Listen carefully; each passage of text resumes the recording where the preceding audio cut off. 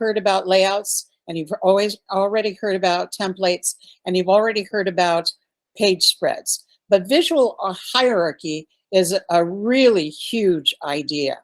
And so what I want to let you know is that a yearbook design is best when it offers functionality, and functionality is when a page spread is compelling. That means your friends are so excited about the page that you've designed that they grab the book out of your hands and they show it to everyone they know. So you want your page spread to function so well that it just makes everyone excited, and it's so attractive to the eye, to the reader, that they just are so enthused about what they have in front of them. Okay, so a yearbook design is best when its functionality is compelling and attractive. I would write that down. Yearbook design is best when the functionality is compelling and attractive. Yearbook design is best when its functionality is compelling and attractive. Now there's a second idea when yearbook design is best, and that has to do with clarity. So that page spread might be really compelling and attractive, but if it doesn't tell a good story, what's the purpose? So clarity is essential. The story has to be effectively communicated through the page spread. So when you are looking at your page spread, you have to have a story. Those two pages in front of you, the left side and the right side, have to be connected somehow, and they have to tell some kind of a story. And so you have to be very clear about the kind of story you're going to tell on those two pages. So what's interesting is those two pages have to be very clear between the left and the right side, but those two pages have to be very clear within the entire yearbook. So it has to reflect the entire yearbook's theme. And by now, I'm sure that you all have had the conversation about your theme. So you might want to write this down. You have to be very clear. A yearbook design is best when you are very clear about your story, the story on the page spread and the story the yearbook is telling, just generally speaking. So a yearbook design is best when it is very clear about the story it is telling through the page spread and, generally speaking, throughout the entire yearbook. A third idea that is really important through yearbook design. Yearbook design is best when it offers consistency. So when you look at a page spread, you want everything on that page spread, every shape, every color, every picture, every word, every font that is used to create that word. You want everything on that page to be in harmony with everything else on that page. And you want to make sure that in harmony one to another, you have created an ease of readability. You want it to flow. You want it to make it easy for the reader to be able to read what's on the page in front of them. You don't want the colors to be screaming at them so that they just can't stand to look at it. And you don't want the pictures to be too small or too large with too much in it so that people can't figure out what's going on inside the pictures. So you want to make sure that consistency or harmony is within a page spread, because you want to be able to make it easy for people to read what's on the page. So yearbook design is best when it offers consistency or harmony within a page spread, because you want it to be easy for people to read. So a yearbook design is best when it offers consistency or harmony within all of the elements so that there's an ease of readability from one side of the page to the other. All right. So functionality, clarity, and consistency is gained or is made through layout design, something that you guys have been playing with, and PlickBooks. And PlickBooks is a really nice intuitive software program that has a lot of standard, safe kinds of ways to work, but it also has a lot of individuality that you can bring to the software platform, and you can create your own layout design as well. So in the functionality, clarity, and consistency that you want to create for your yearbook to be the best it possibly can be, layout design and layout design templates are the way to go. So we're going to be talking about what makes good layout designs and what makes, why use good templates. Visual hierarchy is a way that designers, and each of you are yearbook designers now. You've stepped into that role. You can't escape. That's your job. Your job is to be a designer of the yearbook. Your job is to use visual hierarchy to maximize a reader's experience with the page spread that you create. And you're going to do that by organizing layout design elements according to what you think is the most important thing that you want to put on that page. So visual hierarchy is what's most important and making it stand out. What's next and making it not as important as the most important, but giving it some little bit of flair, and then filling in with the rest of the content on that page that's in support of those primary and secondary ideas. So visual hierarchy is all about ordering what's most important. And that can be done in a lot of different ways. So this is using text only to get that idea across. And I have to be honest with you, this is absolutely true. You will read the white, will read this first. You will read you second. And then you will read you will read this line next. You will probably not get into the left-hand side too quickly, but you'll probably read this little paragraph on the right, on the bottom. That little line of text next to the U at the top, you may or may not get up to that point, but it visually looks good. But do you see how this has been ordered so that the power is in that we'll read this first, and then the secondary importance all share the same color? Something to consider. So I grabbed this page. This is the right-hand side of a page spread. And I wanted to use this as a layout example for something that I thought was a pretty good idea. The primary heading and the copy that was used is right here in the top of the 2/3 of the layout. The Bruins hoop it up. That's a very clever little heading to use for the basketball, the girls basketball team. That was really, really nice. It's a nice large font. It's easy to read. It's right at eye level. You go right to it. And then if you look, you have the last season up here. And that's the secondary heading. And it has the secondary heading a little bit larger than this bottom area right here, but not as big as the primary heading. And it has the photo and copy right underneath it. Tells a little bit about the team seniors.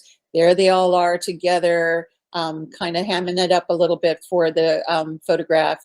And then below, right here, you have the tertiary heading and the photos and the copy, which essentially is just a list of who all is in the photo.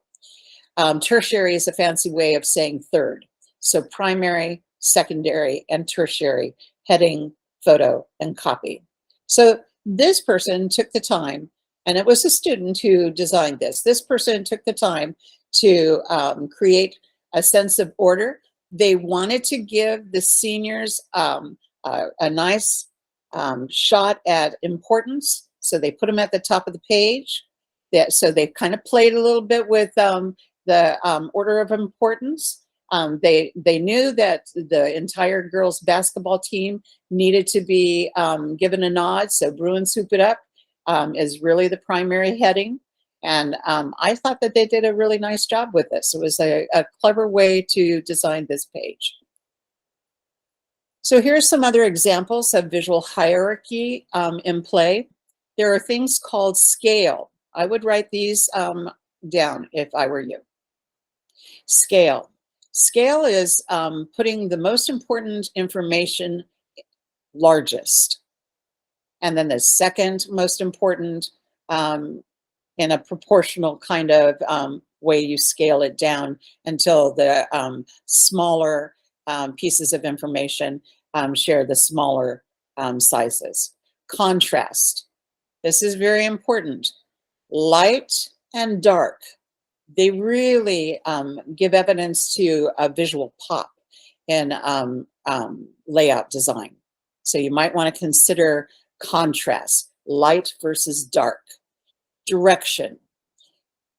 It's always nice to play with direction. This horizontal examples of visual hierarchy, that's pretty typical. Most of the time in Western cultures, we read from left to right and from top to bottom. So mostly we see headlines in a horizontal kind of presentation. But this idea of using a vertical presentation is kind of nice. It kind of throws a little bit of excitement, a little bit of visual, excitement is a good word. It throws a little bit of difference into the picture and gets people a little bit of anticipation for what to expect on the page. So direction is a really nice visual element to use. And position. Usually people tend to put the most important thing on the top of the page. But remember, in that girls basketball example, they wanted to put the seniors at the top of the page. And that was very clever of them. They knew that they were secondary to the overall girls basketball page spread, but they wanted to give them kind of top billing. And that was kind of nice. But usually the position is the most important is at the top. But you can play with these things, always, you can play. So scale is all about giving the most important thing the largest amount of space. Contrast is always having opposing light and dark. Direction is having fun with the horizontal and vertical presentation. And position is usually the most important thing is at the top. You can have fun with that. Other visual hierarchy concepts include things like color. This is important to understand. Brighter colors grab attention. Think about that yellow light in traffic. That yellow light is yellow because it's supposed to grab your attention to wake you up so that you know that you're going to need to stop. So brighter colors, again, grab your attention in print as well. But you have to be careful because neon colors have their place, but they need to be used with discretion. If you use too much in the way of neon colors, it gives the viewer a headache, literally. It's psychologically proven. And it's not necessarily the best thing to use a whole lot of neon kinds of colors in a layout. So kind of spread that out a little bit if that's part of your palette for your yearbook theme. Muted colors tend to go backwards. Brighter colors come forward and muted colors go backwards. So they tend to blend into the design of a layout. So you can still read muted colors, but it is a blue against a darker blue background, a lighter blue against a darker blue. So you might want to keep that in mind as well. It gives a little bit of emphasis, but it's not as powerful as the white against the dark blue. So contrast is a partner to color. So keep that in mind. And again, light against dark is prominent, just as dark against light makes a bold statement.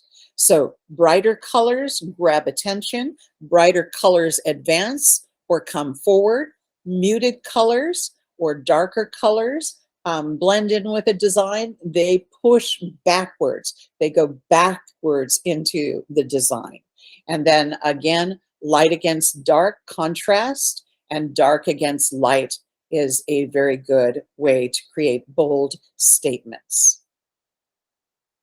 Fonts. Oh, we go crazy with fonts.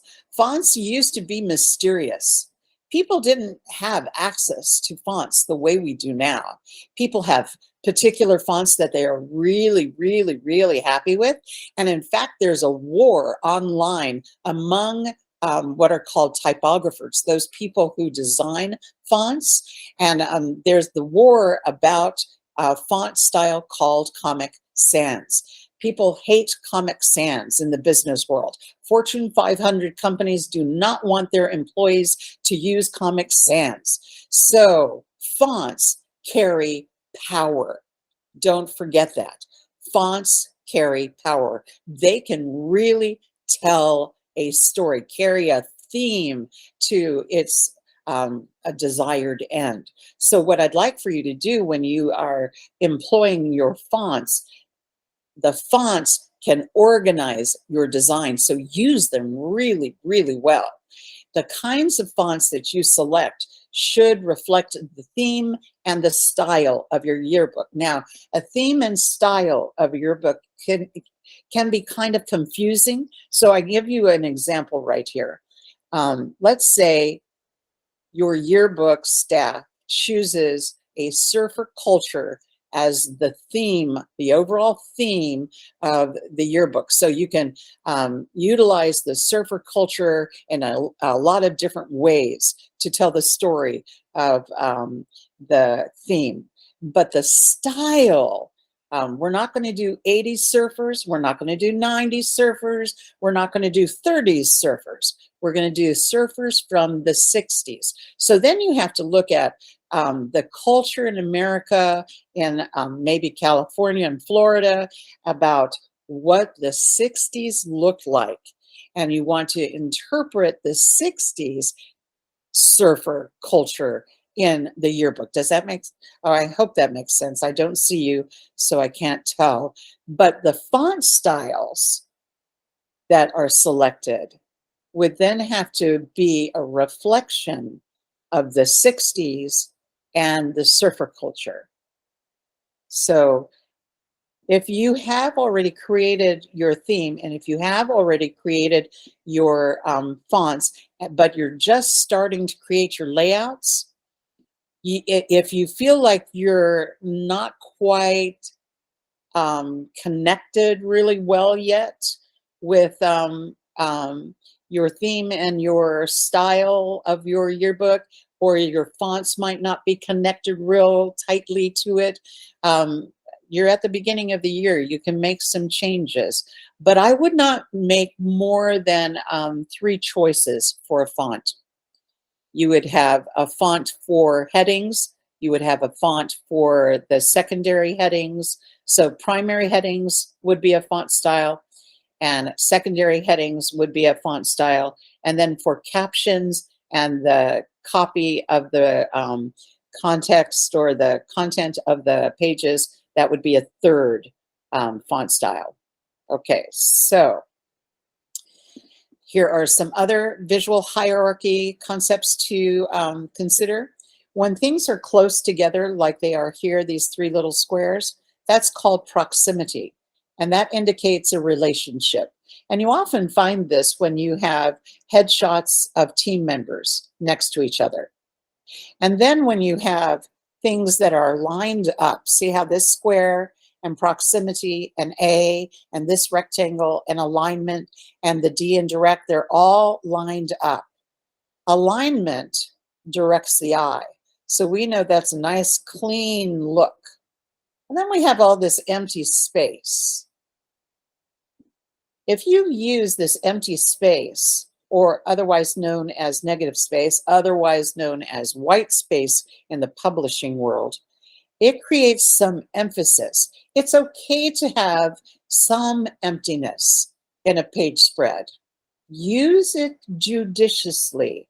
It creates a real elegance, a minimalist kind of elegance to some designs. And it's a very modern approach to print material and to website design as well. So proximity, things that are close to each other, indicate a relationship. Alignment directs the eye. And alignment, you could also create direction by moving things along a pathway. And you align everything along a pathway. That's a possibility as well. And so using the idea of negative space, otherwise known as white space, otherwise known as emptiness, is also a good feature to use in page spreads. Repetition unifies a layout design. Repeat, repeat, repeat, repeat, repeat, repeat, repeat, repeat. You can repeat things large, and you can repeat them not in an orderly way, like I have shown here. They can be repeated in a random way. You can repeat color. You can repeat a word. You can repeat a shape. You can repeat a splash. If you have a theme of butterflies, you can repeat butterflies moving all through the yearbook. Repetition unifies a layout design. It unifies an entire yearbook. Using a grid offers further organizations, and you will find that most of the templates that are offered within the Plickbook templates are based on a grid format. And grids are wonderful, they're easy, and you'll see that they can be used in some very powerful ways. So repetition unifies a design, a layout design, or a yearbook. And grid offers further organization. Okay. Now, when I talked to you earlier about readability, and I mentioned that most Western cultures have the reading pattern of left to right and top to bottom, that is hugely important in signage. It's hugely important in web design. It's hugely important in lots and lots of print materials, from t-shirts to anything you can name that requires us making sense out of what we see.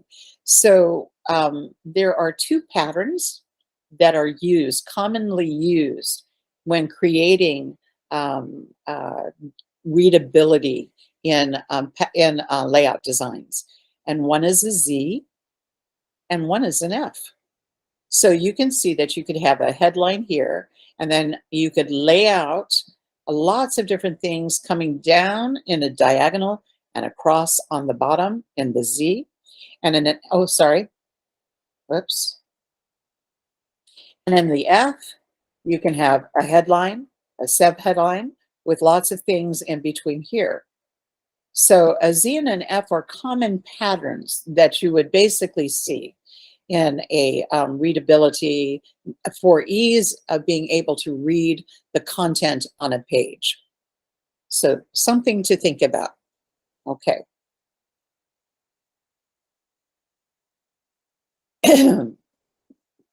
Now, I'm going to talk to you about playing. You can play digitally or you can play with real paper and scissors and glue. Designers like to play, and they like to play with shapes. So when you look at these two, when you look at these two ideas here, you see that this has squares and a circle, rectangles, big rectangles, little rectangles, and even here, rectangles, little tiny skinny lines. They like to play with shape, and the shapes that they play with represent pictures and copy for page spreads. So when you play, and I highly recommend that you do, play with just shapes first, just shapes, and find shapes that you think are pleasing to you, and just lay them out. This is the left side of the page, this is the right side of the page, and play with them in multiple ways and see what you like. So this is a template that has been created by what's called mirrored. So this has just been copied and pasted by rotating it so that it is a mirror reflection of the left-hand side. So the right-hand side is a mirror reflection of the left-hand side. And we call that symmetrically balanced. So a template is something that can be created and it can be used multiple times throughout a yearbook.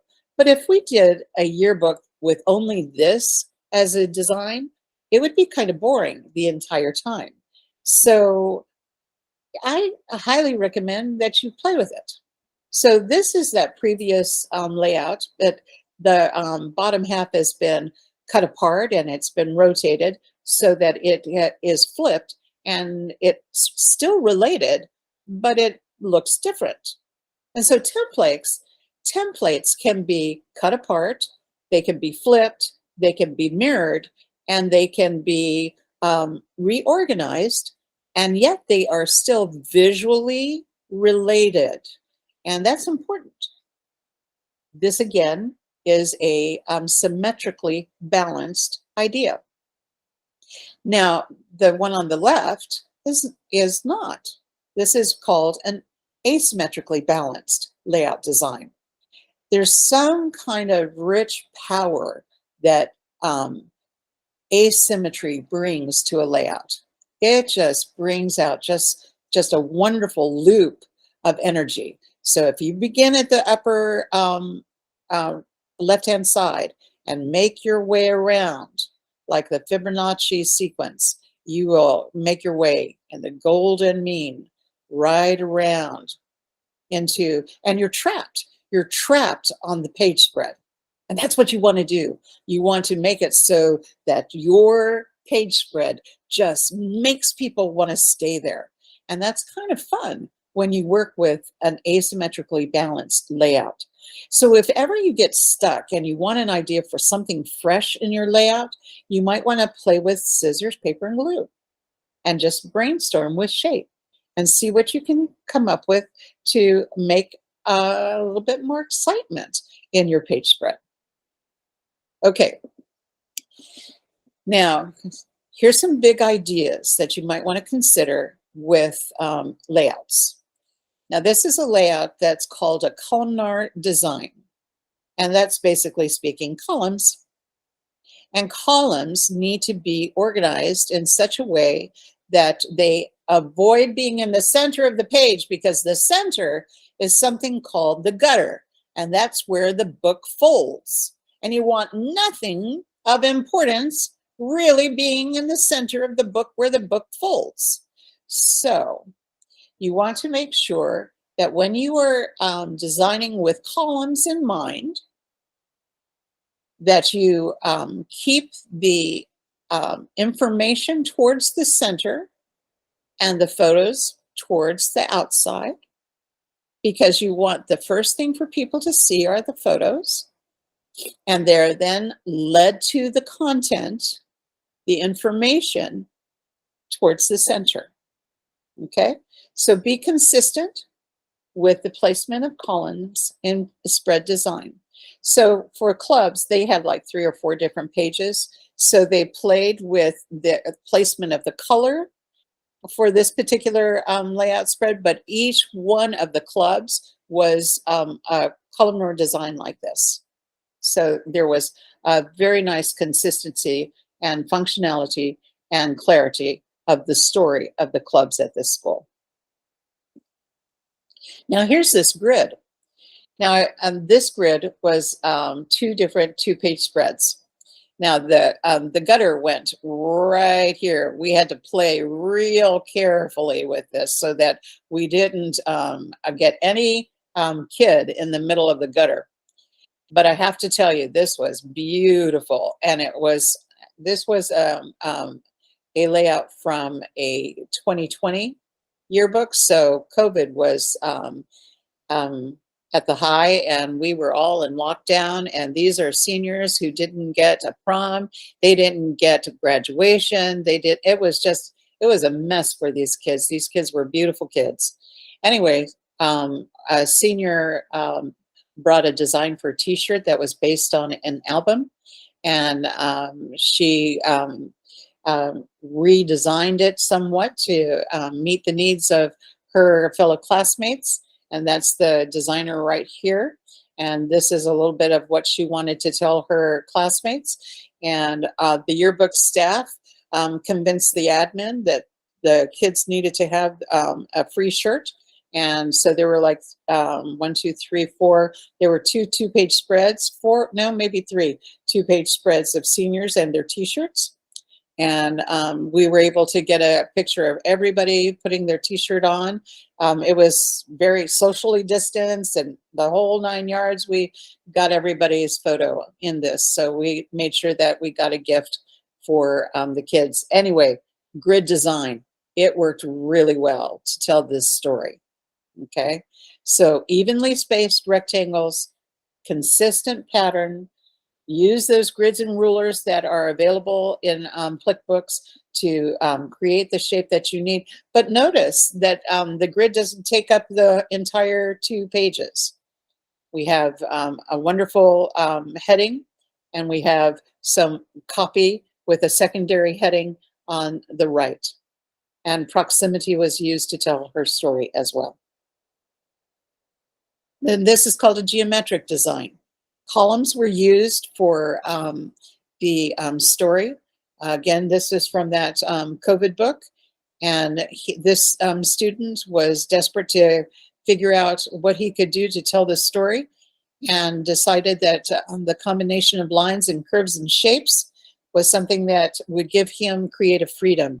And so he combined the idea of the geometry of both the columns and shapes to tell this story.